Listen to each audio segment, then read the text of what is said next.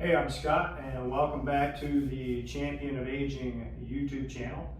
And today I wanted to cover an exercise that you can do at home if you don't have a lot of equipment, if you shy away from doing squats, but you need an exercise to train your legs. So this exercise today is known as the horse stance. This is an exercise that we train in traditional martial arts training, kung fu, karate. It's a base stance that's used when we practice throwing practice our strikes, when we're practicing them in the air, or when we're training them into the heavy bag. So the idea behind training the legs this way is that when you hold the stance at a nice solid depth that puts a lot of strain on the muscles, you are building muscle and strength in your muscles and in your connective tissue, your tendons and whatnot, through the concept of time under tension. So the idea is that the longer you are able to hold the stance, the stronger your legs are going to be. Now, at some point, you transfer over from training for strength to muscle endurance. So once you get to that point, so when you're able to hold the stance for say a couple of minutes, you're going to want to start loading the stance with some weight so that you can begin that process of progressive overload, and then you'll still be able to build strength in the legs in that way. This is not a substitute exercise for the squat. I believe the squat is the best exercise for training for overall strength and for building strength in your legs. But it's a great assistance exercise to help you just train the legs in a different way.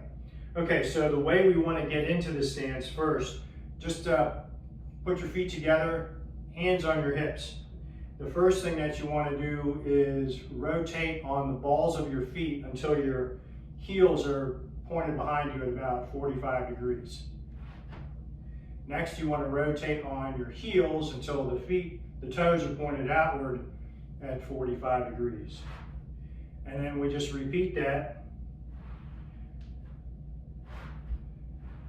And then the last rotation results in having our feet parallel to one another and pointing straight forward. Now, if you have ankle issues like I do, I severely sprained my right ankle years ago, so it's hard for me to keep that foot pointed straight forward. Then it's okay if the toes are pointed out a little bit. Now, we don't want them pointed out too much because we want to train the small muscles and the tendons and connective tissue in the lower part of our leg as well. So down near the ankle and such, the Achilles tendon. So if you have the toes pointed too far out, then you're not going to get that work in the Achilles tendon. So you want the feet pointed as straight forward as you possibly can get. Now, with your hands on your hips, in a traditional setting in Kung Fu, we would have our arms in chamber this way, but for these purposes, since you're not training formally in the martial arts, then we just want to have the hands on the hips. Now, you want to feel like you're sinking down, and as you're sinking down, you're turning the knees outward so that you can sink down as low as you can get. You're going to feel a lot of tension in your thighs, in inner part of your leg, and in the glutes. And you want your posture nice and tall as well. So you want to keep that back nice and straight.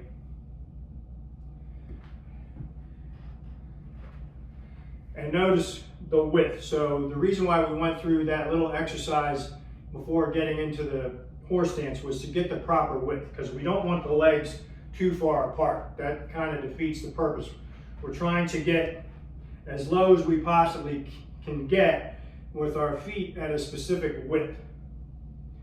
So yes, if you want your legs parallel to the floor, you can just widen your stance, but that's not how we want to train the stance.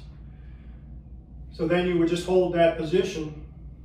Make sure you get low enough that you're uncomfortable and you hold that position for as long as possible.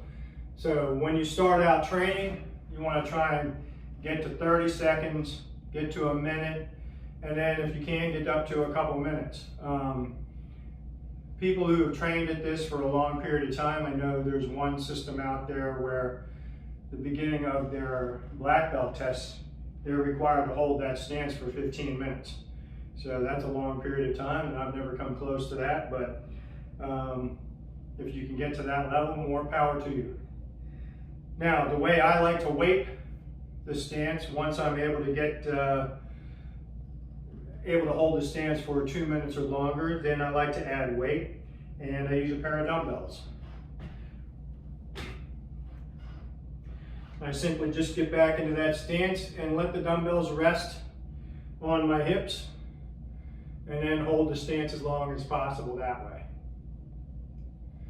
So what I like to do then is progressively overload in a workout as well. So let's say I'm just training the horse stance for the day. I don't have the opportunity to go squat or whatever.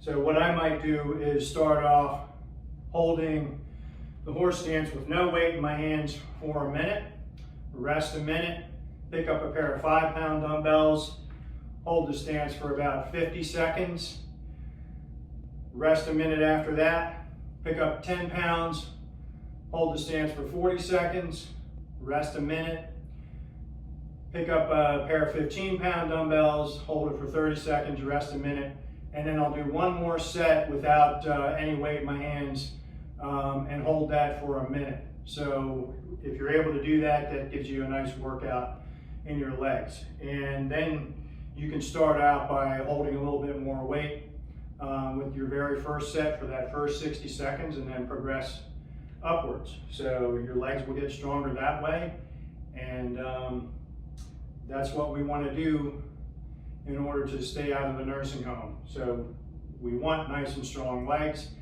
This is a great tactic that you can employ if you don't have access to a full gym. Start working the horse stance into your fitness routine. All right, so thanks for watching. And also please be sure to check out the website, championofaging.com.